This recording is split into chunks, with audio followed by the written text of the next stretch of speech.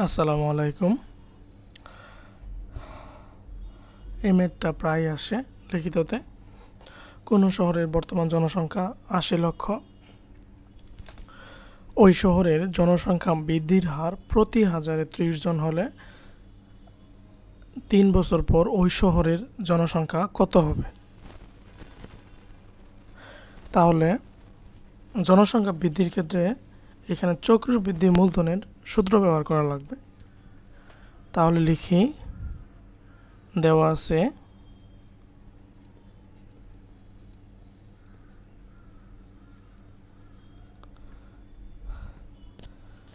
বর্তমান জনসংখ্যা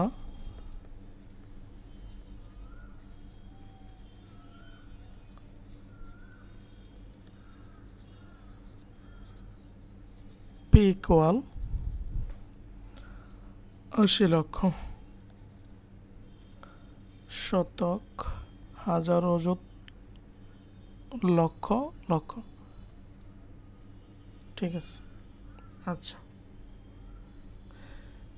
এবং ওই শহরের জনসংখ্যা বৃদ্ধির হার প্রতি হাজারে ৩০ জন হলে, তাহলে জনসংখ্যা বৃদ্ধির হার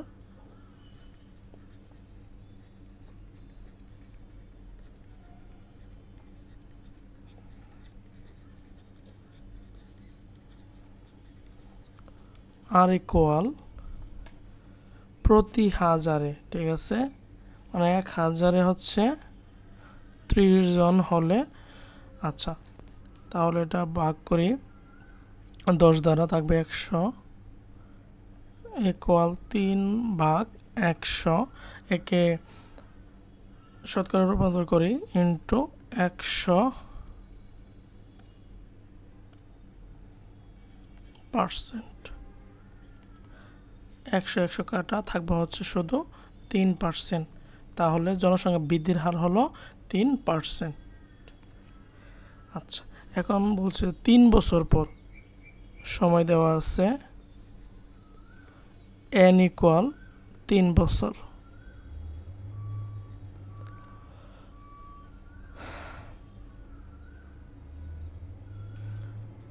আচ্ছা, তাহলে বলে দিচ্ছি যে জনসংখ্যা বৃদ্ধির ক্ষেত্রে চক্রবৃদ্ধি মূলধনের সূত্র এখানে ব্যবহার করতে হবে। তাহলে মূলধন C equal what? C equal হচ্ছে P into ১ plus R power হচ্ছে এন। ঠিক আছে, এখন শুধু মান বসাবো আমরা। পি হচ্ছে ৮০ লক্ষ, শতক, হাজার, অযুত, লক্ষ লক্ষ। ৮০ লক্ষ ইন্টু ১ প্লাস আর সমান হচ্ছে ৩%। আচ্ছা, ৩% সমান হলো একই কথা ৩/১০০।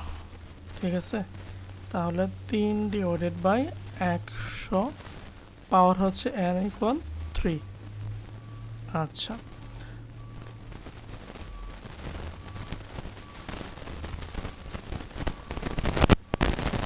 লসাগু করি, ১০০ হবে আর উপরে যোগফল হবে ১০৩, পাওয়ার হচ্ছে ৩। যেহেতু ক্যালকুলেটর পরীক্ষাতে ব্যবহার করতে দিবে না,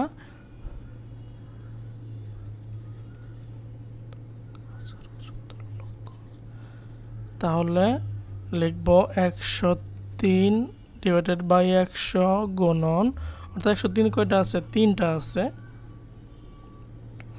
১০৩/১০০ ইন্টু ১০৩ হচ্ছে ১০০। ঠিক আছে, আচ্ছা, ১ ২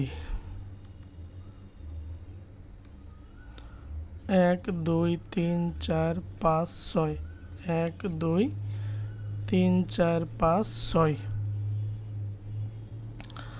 শূন্যগুলা বাদ হয়ে গেল। ১ ২ ৩ ৪ ৫ ৬ ৭, হ্যাঁ ঠিক আছে। তাহলে থাকলো হচ্ছে ৮ ইন্টু ১০৩ ইন্টু ১০৩ ইন্টু ১০৩, গুণ করি,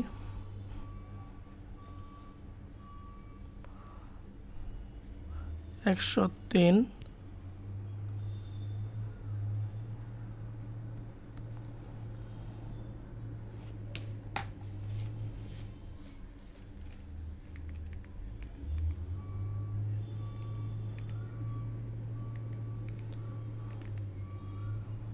আচ্ছা প্রথমে 2টা গুণ করি 3 3 9 3 0 0 3 1 3 সবগুলো 0 1 2 3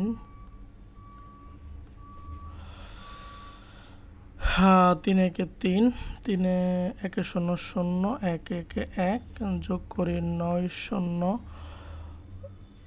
3 3 6 0 1 গুণন 1 0 3 3 নং 27 হাতের হচ্ছে 2 27 3 6 18 হাতের 1 18 3 1 3 সবগুলো 0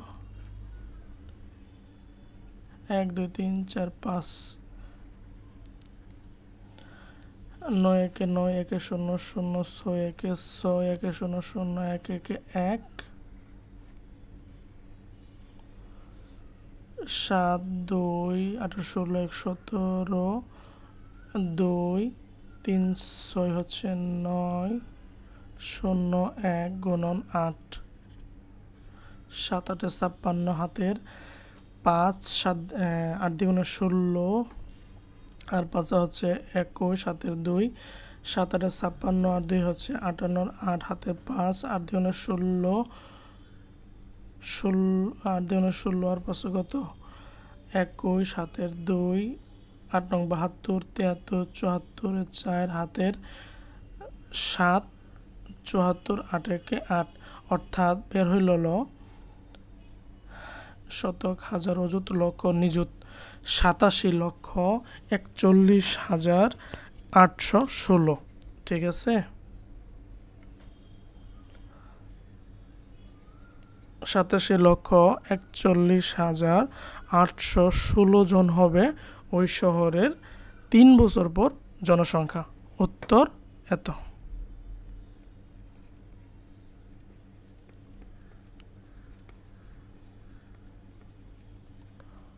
ঠিক আছে থ্যাংক ইউ এভরিওয়ান